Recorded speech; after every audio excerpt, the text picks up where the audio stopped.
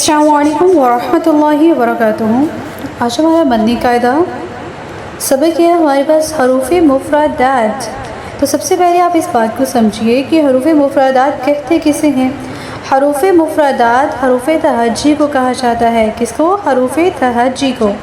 حروف تہجی کیا ہے؟ جس طرح ہم عربک میں پڑھتے ہیں نا الف با تا، ٹھیک ہے، تو یہ ہے حروف مفردات یعنی حروف تہجی۔ اور الف سے لے کے یا تک حروف تہجی ہے 29 کتنی ہے؟ 29، شاباش۔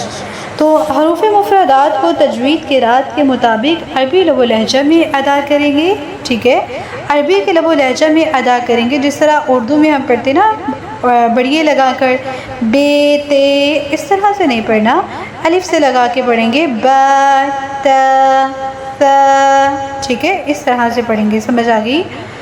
ان 29 حروفوں میں سے اب کو ٹوٹل 7 حروف ہیں، 7 حروف ہیں جن کو ہر حالت میں پر یعنی موٹا پڑھا جاتا ہے، ٹھیک ہے۔ کتنے حروف ہیں؟ 7 حروف ہیں۔ قرآن مجید میں جہاں پر بھی یہ 7 حروف آ جائیں گے اس کو ہر صورت میں موٹا ہی آپ نے پڑھنا ہے، باریک نہیں پڑھیں گے، اوکے۔ وہ 7 حروف کون کون سے ہیں ان کو یاد کیجئے: خ، صاد، ضاد، طا، ظا، غین، قاف۔ تو یہ کتنے حروف ہو گئے؟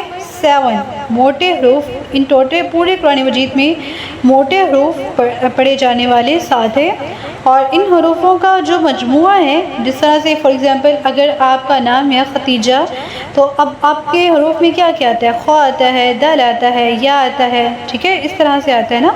تو اسی طرح سے حروف تہجی میں بھی ان کا ایک مجموعہ ہے: خص، واغتین، قیض، ٹھیک ہے۔ خص میں خ، صاد، واغتین میں ضاد، غین، طا، قیض میں قاف اور ظا۔ اب 4 حروف ادا ہوں گے ہونٹوں سے، ٹھیک ہے۔ ہونٹوں سے کتنے حروف ادا ہوتے ہیں؟ 4۔